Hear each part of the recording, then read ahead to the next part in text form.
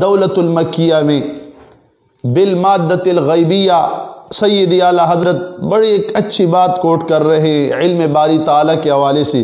फरमाए अल इल्मु ज़ाती मुख्तस्सुम बिल मौला सुब्हानहु व तआला ला युमकिनु लिगैरिही व मन अथबता। देखो तौहीद कितना सरीह तौहीद जिक्र फरमा रहे हैं। फरमाए व मन अथबता शैअम मिनहु वलौ अदना मिन ज़र्रतिन लिअहदिन मिनल आलमीन फ़क़द कफ़रा व अशरका व बारा व हलका।